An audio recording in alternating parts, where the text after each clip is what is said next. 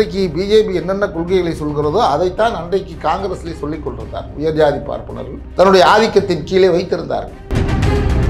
தந்தை பெரியார் அவர்கள் வடக்கே அம்பேத்கர் போன்றவர்கள் ஆற்றிய எதிர்வினையின் பயனால் அது திசை மாறி பன்முகத்தன்மைக்கு காங்கிரஸ் நகர்ந்து வந்தது குறுகிய காலத்திலேயே. உயர்ஜாதி பார்ப்பனர்கள் மட்டுமே இந்த நாட்டில் அதிகார வர்க்கத்தில் ஆளுமையாக இருக்க வேண்டும் என்கின்ற நோக்கத்திற்காக உருவாக்கப்பட்டதுதான் 1924 சங் பரிவார். அந்த அதிமுக என்பதே கூட ஒரு நிழல் அரசாங்கத்தை நடத்துகிற சூழ்நிலைக்கு தள்ளப்பட்டார்கள். கழகம் காவிமயம் ஆகிறது.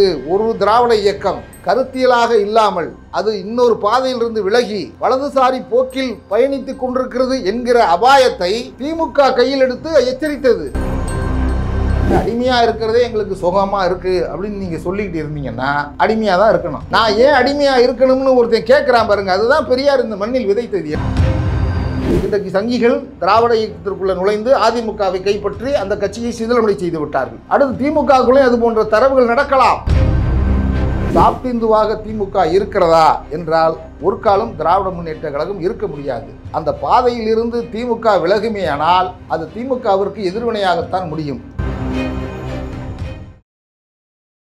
வாகை தமிழ் நேயர்களுக்கு வணக்கம். இன்று நம்மோடு இணைந்திருக்கிறார் அரசியல் விமர்சகர் திரு தீனதயாளன் அவர்கள். வணக்கம். வணக்கம் சார். சமீபத்தில் இப்போ மத்திய அரசு தமிழகத்துக்கு தர வேண்டிய நிதியை தரல அப்படின்ற விஷயங்களை பார்க்க முடியுது. அது மட்டும் இல்லாமல் தமிழகத்தை பொறுத்த வரைக்கும் மத்திய அரசுக்கு வந்து தமிழகத்துல ஆரம்பத்துல இருந்தே வந்து ஒரு காழ்ப்புணர்வு இருக்கு. எப்பவுமே வந்து தமிழகத்தை வந்து பிரிச்சு தான் பாக்குறாங்க. அதனாலதான் எப்பவுமே தமிழகத்திற்கான ஒரு நலத்திட்டங்களாக இருக்கட்டும், இல்ல நிதிய உதவிகளாக இருக்கட்டும், இந்த மாதிரியான விஷயங்கள் எல்லாத்தையுமே வந்து தள்ளி போட்டுக்கிட்டே இருக்கிறாங்க. மத்திய அரசு தமிழக அரசை தனித்து தான் பார்க்குறாங்க அப்படின்ற ஒரு கருத்து இருக்கு. இது எந்த அளவுக்கு உண்மை? இதை நீங்க எப்படி பார்க்குறீங்க? தமிழ்நாடு இந்திய ஒன்றியத்தில் இருக்கிற ஒரு வளர்ச்சி அடைந்த மாநிலம். கிட்டத்தட்ட 32 தேசிய மொழிகள் இருக்குது. அங்கீகரிக்கப்பட்ட தேசிய மொழிகள் 22 இருக்குது. 8வது அட்டவணையில் சொல்லப்பட்டிருக்கிற இந்த 22 தேசிய மொழிகளும் அதற்குள் முதன்மையான மொழி தமிழ் என்பதை எல்லோரும் ஏற்றுக்கொள்கிறவங்க தான். கிளாசிக்கல் லாங்குவேஜ் என்று சொல்வார்கள். தொன்மையான மொழி, பாரம்பரியமான மொழி, பண்பாடு நாகரிகமான கொண்ட மொழி. அந்த அடிப்படையில் தமிழ்நாட்டிற்கென்று தனித்துவம் இருந்து வருகிறது வரலாற்றில். அப்படி தான் பார்க்க முடியும். நீங்கள் நாகரிகத்தின் அடிப்படையில் பார்த்தாலும் கிட்டத்தட்ட 2000-3000 ஆண்டுகளுக்கு முன்னாலே ஆரியர்கள் இந்தியாவிற்குள் வருகை தந்தபோது சிந்துச்சமொழி நாகரிகம் என்று சொல்லப்படுகிற ஹரப்ப மொகஞ்சதார நாகரிகம் என்பது திராவிட தமிழர் நாகரிகம் என்று அறியப்பட்டது. அந்த காலத்தில் கட்டிடக்கலையில், நடனக்கலையில் எல்லா தேர்ச்சிகளையும் பெற்ற நகர கட்டமைப்பு கொண்ட ஒரு வாழ்க்கையை தமிழர்கள் வாழ்ந்திருந்தார்கள்.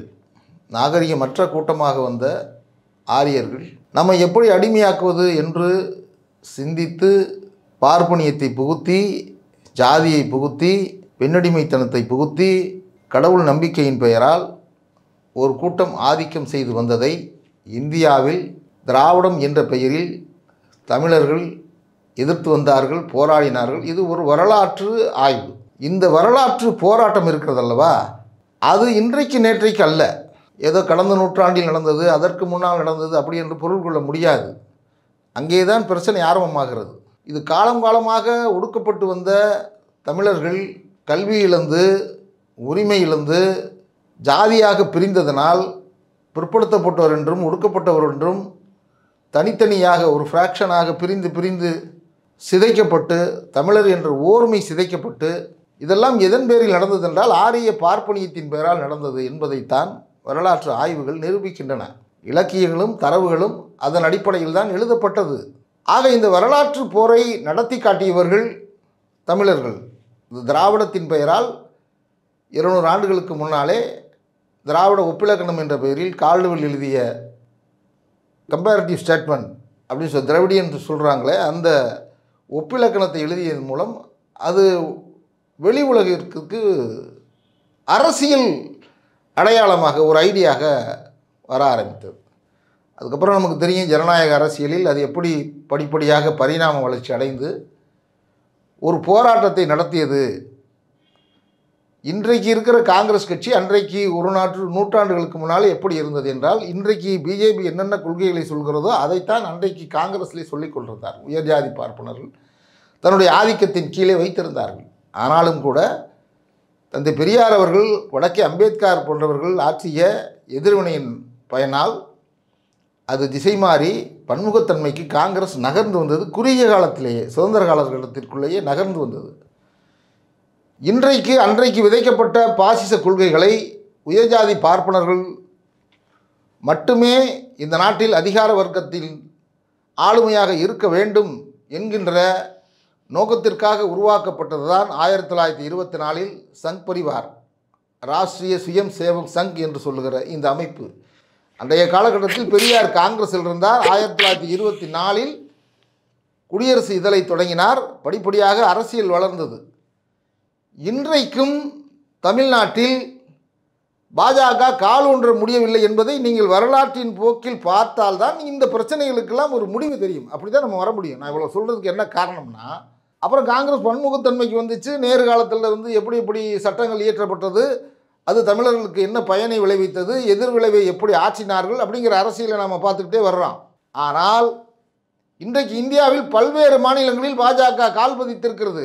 பல்வேறு மாநிலங்களில் அரசியல் ஆதிக்கத்திற்கு, அதிகாரத்திற்கு வந்திருக்கிறது. காங்கிரஸை தள்ளி இடதுசாரி சக்திகளை மேற்கு வங்கத்திலும் திரிபுராவிலும் சித்தாந்த ரீதியான அரசியல் செய்யப்பட்ட இடதுசாரி சிந்தனை கொண்ட மாநிலங்களிலே கூட அவர்கள் கால் வைக்க முடிந்தது. ஆனால் தமிழ்நாட்டில் வைக்க முடியவில்லை. இந்த ஒரு இடத்தில் தான் நீங்கள் கேட்ட கேள்விக்கு நேரடியாக பதில் இப்படித்தான் சொல்ல முடியும். ஒரு வரியில் சொல்லிட்டா புரியாது. அப்போ இந்த திராவிட மண்ணில், இந்த தமிழ் மண்ணில், சமூக நீதி பேசிய மண்ணில் எப்படி திராவிட இயக்கத்தை இங்கே மழுங்கடிப்பது, தோற்கடிப்பது, அதற்கு என்ன மாதிரியான வியூகங்களை வகுப்பது என்பதிலே அவர்கள் கண்ணும் கருத்துமாக இருந்திருக்கிறார்கள்.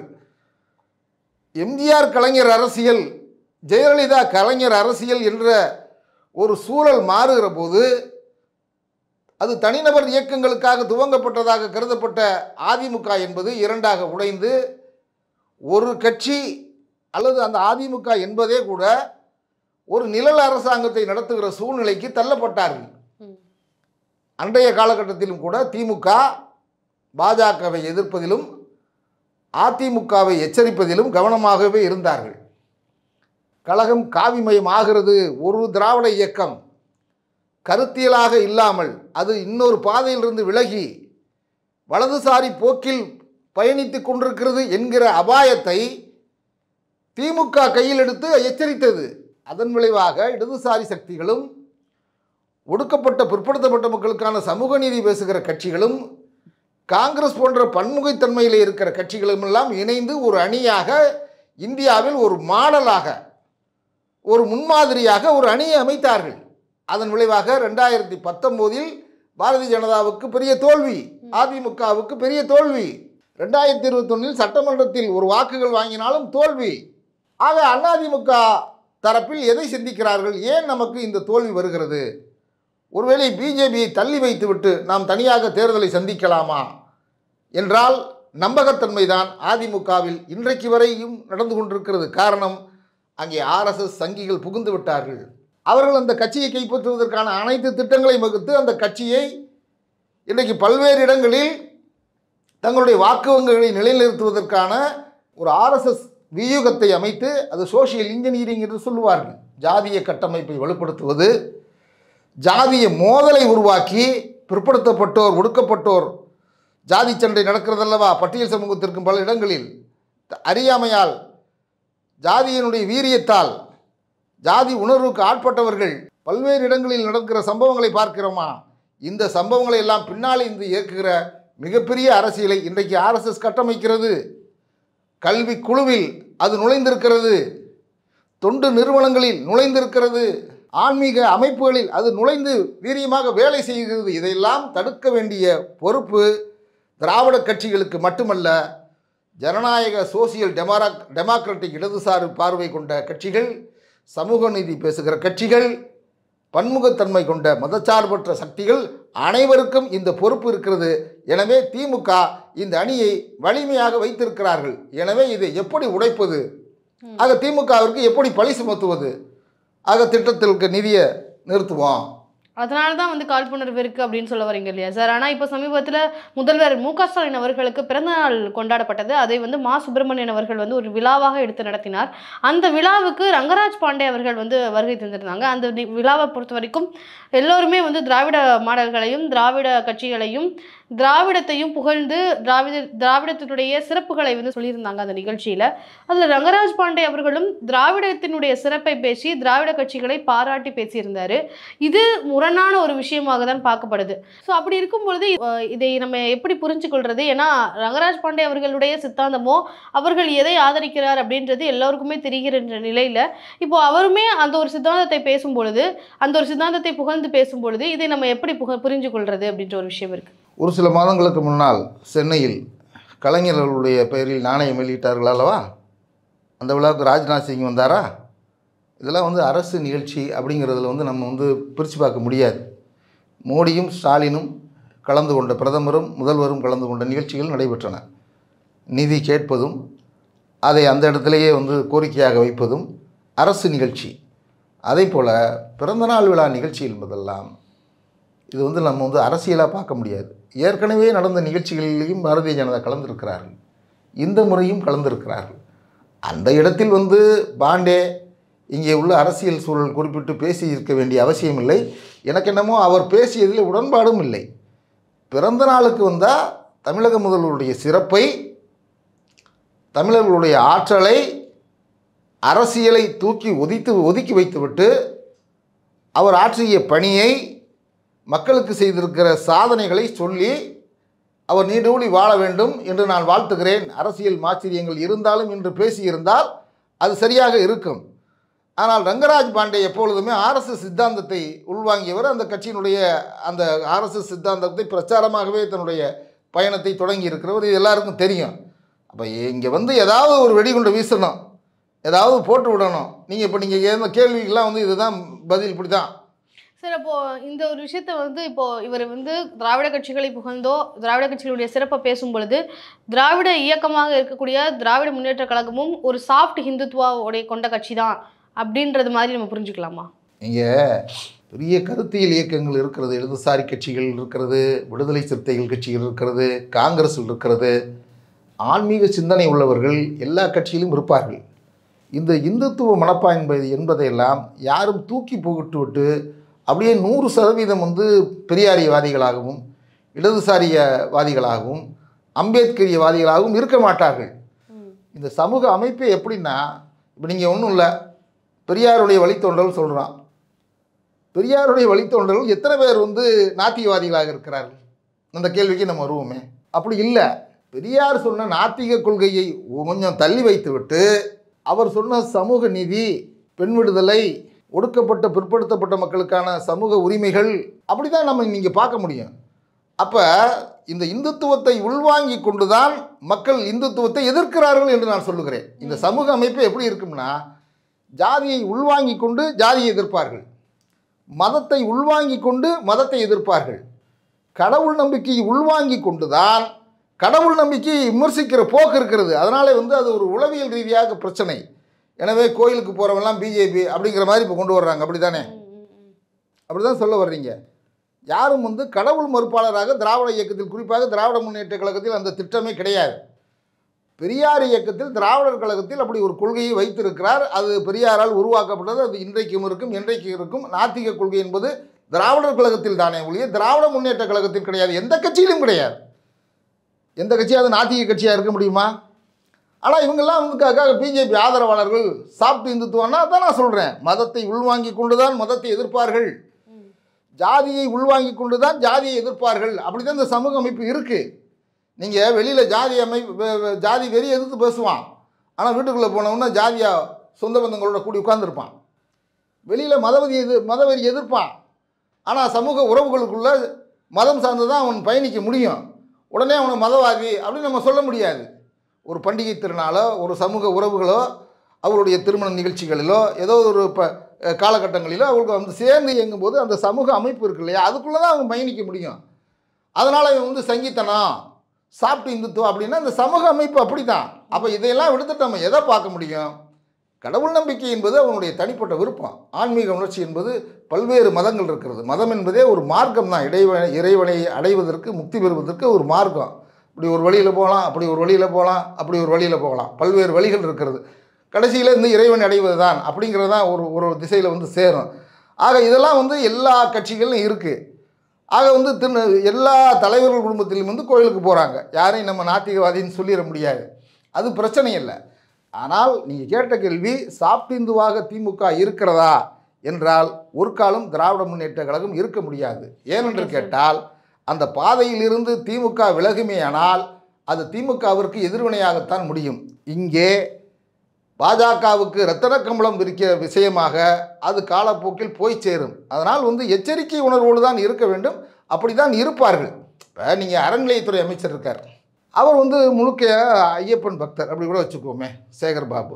தனிப்பட்ட முறையிலும் அவருக்கு வந்து கடவுள் நம்பிக்கை இருக்கிறது, நிறைய பேருக்கு இருக்குது. அதில் வந்து அவர் கொஞ்சம் தீவிர ஆன்மீகவாதி. அவர் இந்து அரசு அறநிலையத்துறை சமயத்தில் பல்வேறு விஷயங்களை மக்களுக்காக செய்கிறார். இப்போ இந்து அறநிலையத்துறையில் செய்கிறதில் அவருடைய வேண்டுதலா? இல்லை, மக்களுடைய கோரிக்கை. ஒரு பக்கம் சமூக நீதிக்கு நம்ம வந்து போராடுறோம், ஜாதி ஒழிப்புக்கு போராடுறோம், மதவெறி எதிர்ப்பாக போராடுறோம், பெண்களுடைய உரிமைக்காக பல்வேறு திட்டங்களை அரசு கொண்டு வருகிறது. அதே நேரத்தில் ஆன்மீகம் சார்ந்த விஷயங்களிலும் இந்த மக்களுக்காக நாம் செய்ய வேண்டியது இருக்கிறது. அது வந்து மக்களுக்கான கோரிக்கை தான். ஒரு அரசு வந்து நாத்திக அரசாக இருக்க முடியாது. அப்படி இருந்தால் தான் இவங்க சொல்கிறதுக்கு சரியாக பதில் வரும். நாங்கள் வந்து நாத்திக அரசுன்னு அறிவிக்க முடியாது. அவங்க என்ன மாதிரி இருப்பாங்க? மக்களுக்கு தேவை என்ன? கோயில் கட்டணும், சிதிலடைந்த கோபுரங்களை உயர்த்தி கட்டணும், குளம் வெட்டணும், குடமுழுக்கு நடத்தணும், கும்பாபிஷேகம் நடத்தணும், தேரை ஓட்டணும். இது வந்து மக்களுடைய கோரிக்கை தான். இதன் மூலமாக வந்து திமுக வந்து தனிப்பட்ட முறையில் ஏதோ கடவுளிடம் வந்து வேண்டுதல் வைத்து அதன் மூலமாக இதெல்லாம் செய்கிறார்கள் என்பதெல்லாம் இல்லை. அந்த துறை அதற்கென்று உருவாக்கப்பட்டது. அது ஆன்மீகத்துறை என்றே சொல்லலாம். அந்த துறையில் தமிழர்களுக்கு மக்களுக்கு என்ன தேவை, எதை செய்ய வேண்டும் என்று அரசு சிந்தித்து செய்கிறது என்று சொன்னால் அது மக்கள் பணிதான். அண்ணா அவர்கள் சொன்னதை போல மக்கள் தொண்டே மகேசன் தொண்டு என்று சொன்னாரே, அது மாதிரி மக்களுடைய வேண்டுதல்களை, ஆசைகளை, அவருடைய எண்ணங்களை பூர்த்தி செய்வது தான் ஒரு அரசுக்கு கடமை. அதனால் வந்து இவங்க வந்து பாருங்கள், வெளியில் வந்து கடவுள் நம்பிக்கை விமர்சிக்கிறாங்க, பெரியாரை தூக்கி பிடிக்கிறாங்க, ஆனால் அரசு வந்து தேரை ஓட்டுது, கோயில் கட்டுது அப்படின்னா நான் சொல்கிறேன், இன்னும் சொல்கிறேன், திராவிட இயக்கம் தோன்றியதே இந்த கோவில் கட்டின பிரச்சனையில் தான். தென்னிந்திய நல உரிமை சங்கம் 1916 உருவாகிற போது அதை உருவாக்கியவர் சர்பி தியாகராய செட்டியார். இன்றைக்கும் சென்னையில் தியாகராய நகர் என்று ஒரு தொகுதியே இருக்கிறது, டி நகர் என்று ஒரு பகுதியே இருக்கிறது. சுருக்கமாக மக்கள் டி நகர்னு சொல்லிட்டு இருக்காங்க. இந்த தியாகராய நகர் எப்படி உருவாகுதுன்னா அந்த வரலாற்றை நம்ம பார்க்கணும். மயிலாப்பூரில் ஒரு கபாலீஸ்வரர் கோயில் இருக்கு இல்லையா, அந்த கோயில் அந்த காலகட்டத்தில் 1914 ரொம்ப மோசமாக இருந்திருக்கு. அதை எடுத்து கட்டணும். அவர் ஆன்மீகவாதியாக இருந்திருக்கார், காங்கிரஸில் இருந்திருக்கார். சென்னை மாநகராட்சியினுடைய தந்தையாக இருந்தவர் சர்பி தியாகராய செட்டியார். அந்த கோயிலை எடுத்து கட்டணம் நடக்கிற போது அதுக்காக ஊர் ஊரா பணம் திரட்டி இவருடைய சொந்த பணத்தை செலவழித்து குளத்தை வெட்டி, கோயிலை கட்டி, கோபுரத்தை கட்டி கும்பாபிஷேகம் நடத்துகிறாங்க, குடமுழுக்கு நடத்துகிறாங்க. குடமுழுக்கு நடத்துவதற்காக இவர் கோபுரத்தின் மேலே ஏறுறார். ஏறும்போது உயர இருந்த பார்ப்பனர் அவர் சொம்பு தண்ணி ஊற்றுவார் இல்லையா அந்த கோபுர கலசத்தின் மேலே, அதை இவர் ஊற்றலாம்னு மேலே ஏறுறார். அப்போ தான் அந்த பார்ப்பனர் சொன்னார், அதெல்லாம் நீங்கள் செய்யக்கூடாது, நீங்கள் செஞ்சால் கடவுளுக்கு ஆகாது. ஏன்னு கேட்குறார். நீங்கள் சூத்திரர், நீங்கள் தீண்டத்தகாதவர்கள், நீங்கள் வந்து தண்ணி ஊற்றுனீங்கன்னா அது கடவுளுக்கு தீட்டாயிரும், அதனால் ஊற்றக்கூடாதுன்னு சொன்ன உடனே இவருக்கு ஒரு சிந்தனை வருது. இந்த கோயில் கட்டினோம், குடமுழுக்கு நடத்தினோம், கோபுரம் கட்டினோம், கடவுளுக்கு சிலை செஞ்சோம், திருவிழா நடத்தினோம், ஆனால் இந்த கோயில் கும்பாபிஷேகத்துக்கு போகும்போது நம்மளை வந்து தீண்டத்தகாதவன்னு சொல்கிறாரே, அப்போ இதெல்லாம் செய்யும்போது நம்ம தீண்டத்தகாதவராக தெரியவில்லையா? அப்படி என்றால் அப்படித்தான், நீங்கள் சூத்திரர்கள் தான். உடனே அவர் பார்க்குறாரு, ஓ இந்த வேலை செய்கிறது தான் நம்மளா, அப்போ இந்த உரிமைகள்லாம் அனுபவிச்சுக்கிறது பார்ப்பனர்களா? அப்போ இனிமேல் என்னுடைய வேலையே இந்த ஆதிக்கத்தை எதிர்ப்பது தான். இதற்காக நான் பிராமின்ஸ் மூமெண்ட், பார்ப்பனர் இல்லாதார் இயக்கம் என்ற ஒன்றை துவங்குவதற்கு அடித்தளமிட்டு 1916 அமைக்கப்பட்டது தான் திராவிட தென்னிந்திய நல உரிமை சங்கம் என்ற அமைப்பு. அதனுடைய நிறுவனரும் சர்பி தியாகராய செட்டியார் தான். இப்படி போன்ற நிகழ்வுகள் தான் ஒரு மனிதனை சிந்திக்க வைத்தது, ஒரு மனிதனை சுயமரியாதை கொள்ள வைத்தது, ஒரு மனிதனை கோபப்பட வைத்தது. நீங்கள் அடிமையாக இருக்கிறதே எங்களுக்கு சுகமாக இருக்குது அப்படின்னு நீங்கள் சொல்லிக்கிட்டு இருந்தீங்கன்னா அடிமையாக தான் இருக்கணும். நான் ஏன் அடிமையாக இருக்கணும்னு ஒருத்தன் கேட்குறான் பாருங்க, அதுதான் பெரியார் இந்த மண்ணில் விதைத்தது. எனவே திமுக வந்து சாஃப்ட் கார்னராக இருக்குது, சாஃப்ட் இந்துத்துவா இருக்குது, அதுக்குள்ளே சங்கிகள் நுழைஞ்சிட்டாங்க அப்படின்னா இருக்கலாம். சங்கிகள் நுழையாத இடம்னு நான் முன்னாலே பதிவு பண்ணியிருக்கேன், நீங்கள் தவறாக நினைச்சுக்கிறக்கூடாது. இன்றைக்கு சங்கிகள் திராவிட இயக்கத்திற்குள்ளே நுழைந்து அதிமுகவை கைப்பற்றி அந்த கட்சியை சிதிலமடை செய்து விட்டார்கள். ஒன்று. அடுத்து திமுகவுக்குள்ளே அது போன்ற தரவுகள் நடக்கலாம், அதை எச்சரிக்கையுடன் திராவிட கட்சிகள் கையாள வேண்டும் என்று இந்த நேரத்தில் நான் கேட்கிறேன். இன்றைய அரசியல் சூழலில் என்னென்ன விஷயங்கள் விவாதத்துக்கு உள்ளாகிய விஷயங்கள் குறித்து பல விஷயங்கள் என்கிட்ட பகிர்ந்துகிட்டதுக்கு ரொம்ப நன்றி. நன்றி, வணக்கம்.